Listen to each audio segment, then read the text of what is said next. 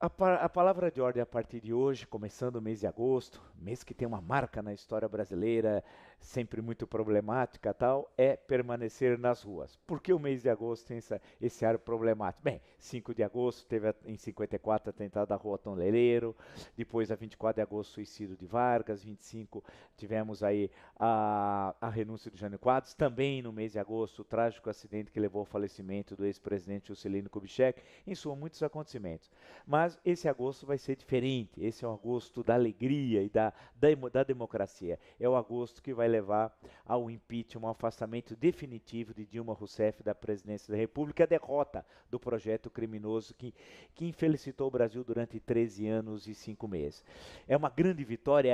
É uma vitória histórica? Mas é necessário mais ainda que nós precisamos de reformas no campo da política, por exemplo, de combater a corrupção, porque não é possível que em 28 anos de vigência da Constituição de 1988 tenhamos dois processos de impeachment e com sérios danos à política e à economia e à vida das pessoas tal.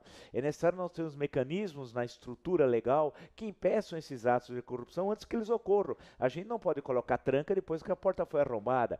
Portanto, é necessário permanecer nas ruas. Essa é a palavra de ordem que deve marcar o Brasil após a aprovação do impeachment, que vai ocorrer graças à nossa mobilização no final do mês de agosto. E para que isso ocorra, nenhum jogo termina antes que o juiz apita, é importante que nós continuamos mobilizados no mapa do impeachment, escrevendo para os senadores, são 81, criando todo aquele clima nas redes sociais que foram indispensáveis para a gente chegar a uma situação como vivemos no mês de agosto, muito próximos da grande vitória que é a aprovação pelo Senado, pelo plenário do Senado, tal qual dispõe a Constituição, por no mínimo 54 senadores do impeachment de Dilma Rousseff. A palavra de ordem nós vimos ontem nas ruas do Brasil, em dezenas de cidades, apesar de todas as dificuldades, foram vitoriosas as manifestações, foram em dezenas de cidades, houve um desencontro dos organizadores, que é um grave equívoco, mas no geral as coisas correram muito bem, as pessoas felizes nas ruas, e já falando uma coisa muito importante, dizendo o seguinte: nós estamos nas ruas e vamos permanecer nas ruas. E por quê? Porque democracia combina duas coisas. As instituições, como por exemplo do Congresso Nacional, claro, refeito, controlado, etc. Por outro, as ruas. As ruas e a participação da população, ela é fundamental.